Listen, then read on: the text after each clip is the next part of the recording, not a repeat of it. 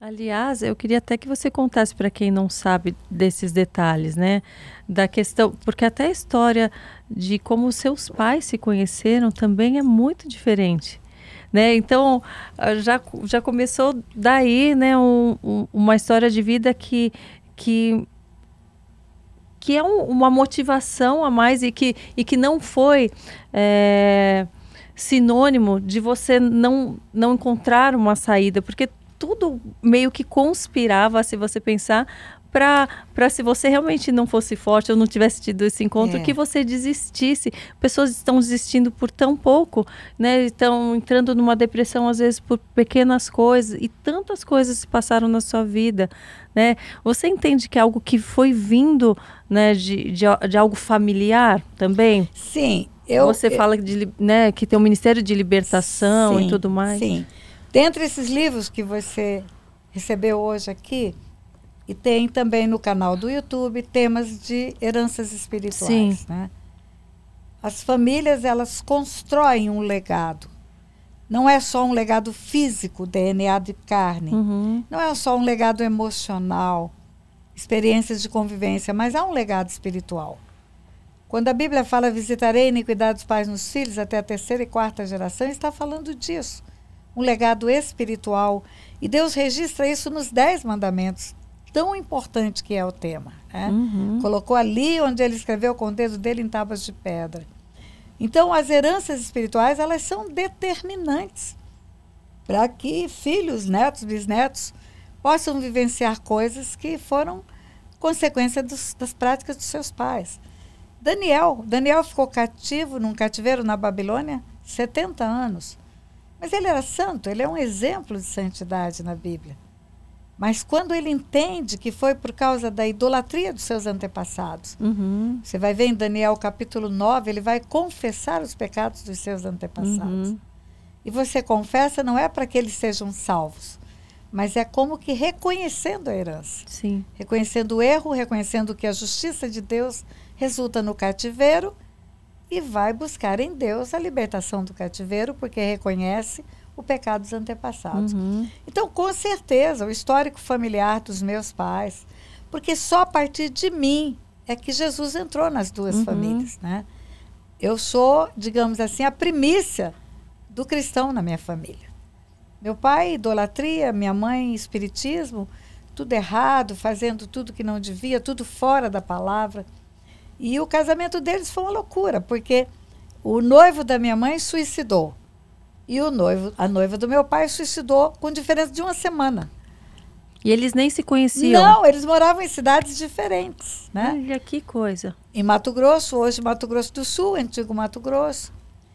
Ela em Nioaque, ele em Bela Vista. Ninguém sabia de ninguém. E eles se suicidaram porque não iam poder Por causa ir de adiante?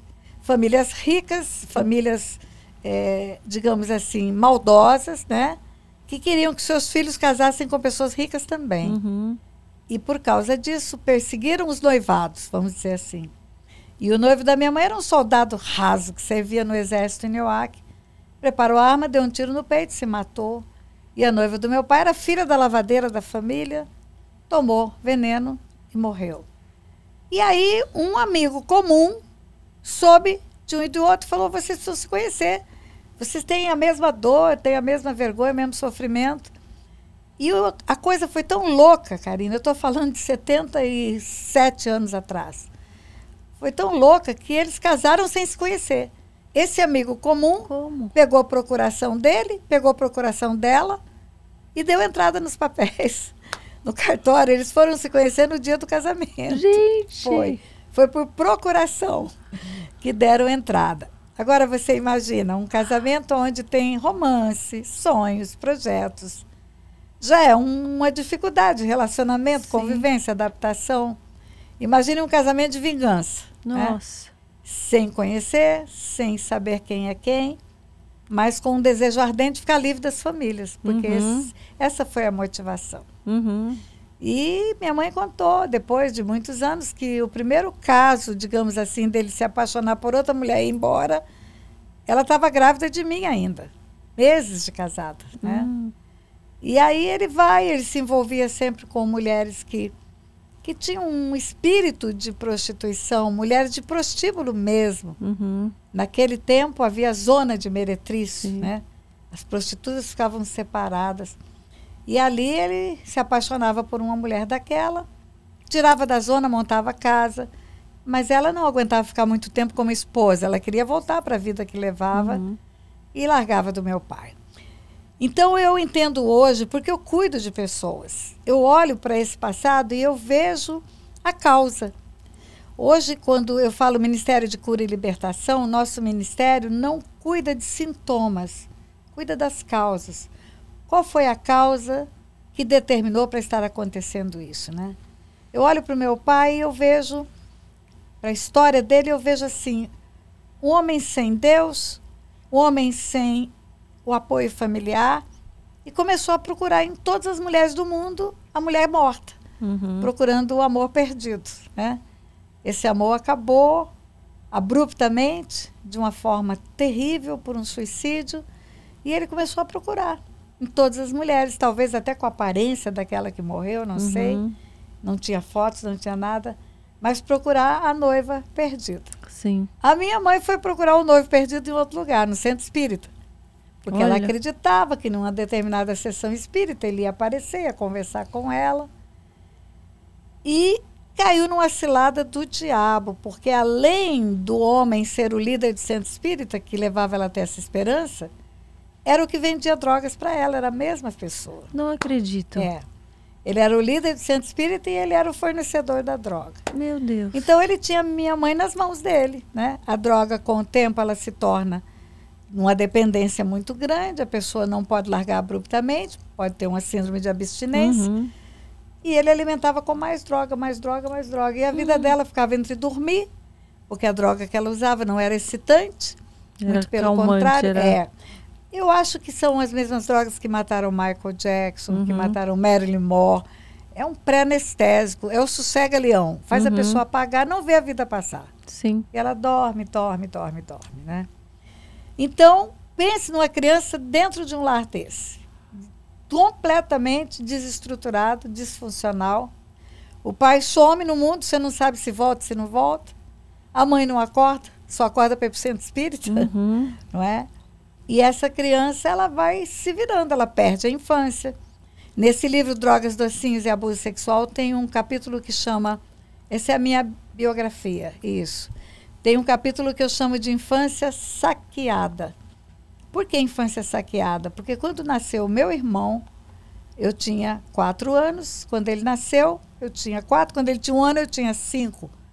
E eu me vi obrigada a cuidar dele. E era do seu mesmo pai? Sim, sim. Porque ele ia e vinha numa volta dessa, nasce o Paulo, né?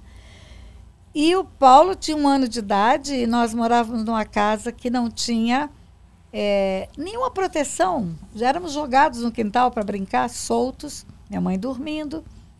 E tinha um poço morto no fundo do quintal. O que é um poço morto? É uma cisterna que no passado tirava água. Estava desutilizado. Agora vem água encanada na cidade, não tem sentido mais aquela cisterna. Pessoas de juízo tampam a cisterna, né? Bota uma laje, bota a planta, faz qualquer coisa. Em casa ninguém tinha juízo, aquele poço ficou aberto. Alguém caiu nesse poço? Quase. Meu irmão, com 1 aninho de idade, 1 aninho e um pouquinho, pegou uma lata vazia de querosene, subiu e se debruçou no poço. E quando eu vi essa cena, eu estava muito próxima dele, eu peguei ele pelos pés, puxei de volta, e naquele dia eu tive um start. Eu pensei, por que nós estamos sozinhos? Por que minha mãe está dormindo? Por que o poço está destampado? Por que ninguém cuida da gente, né? Eu tive um panorama real da minha vida, como é que era. E eu falei, se eu não cuidar dele, ele vai morrer. Ele vai morrer. E eu comecei a ser mãe do meu irmão. Eu com 5 anos de idade. E ele com 1 aninho. E criança não é para cuidar de criança, né? Criança é para brincar, é para ter o lúdico, é para ter o gostoso, o agradável, é para ser cuidada. E eu sempre falo para as mães, quando eu falo em evento de mulheres, olha, mãe, se você teve muitos filhos, cuida deles todos. Não bote o mais velho para cuidar do mais novo, não. Não faça isso. Porque você vai saquear a infância do teu filho. Ele vai perder aquela irresponsabilidade, trocando por uma responsabilidade que ele não deveria ter. Que não é né? dele. ele vai ter que aprender com dor aquilo que ele vai aprender gradativamente pela vida. E eu fui saqueada na minha infância. Então, já tinha essa história familiar de falta de mãe, falta de pai, falta de colo, falta de abraço, falta de atenção, né? E aí ainda tem responsabilidades que não tinha idade cronológica para ter. Sim. Né? Mas eu mesmo que me cobrava. Sim. Ninguém me cobrava. Eu queria saber onde ele estava o tempo todo. Ele vai morrer, se eu não cuidar dele, ele vai morrer. E isso gerou em mim uma maturidade precoce, muito precoce. Eu era uma menininha, mas eu era uma mulherzinha, na verdade, né?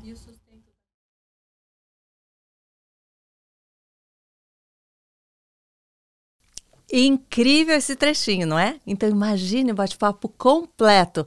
Clique aqui no link para conferir e eu espero todos vocês.